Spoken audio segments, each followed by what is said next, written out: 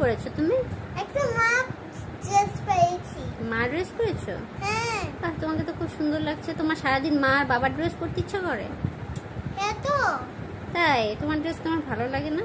হ্যাঁ, আমার তো শুধু অনেকে নানু রুমে আলমারিতে সুন্দর একটা ড্রেসের মধ্যে সবগুলো ড্রেস আছে।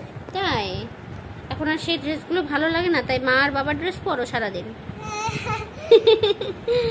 আচ্ছা, তোমার লেখাপড়া করতে কেমন লাগে বলো তো? ভালো লাগছে। ভালো লাগছে? লেখাপড়া তো করতেই চাও না? হ্যাঁ, আমি করতে যাবো।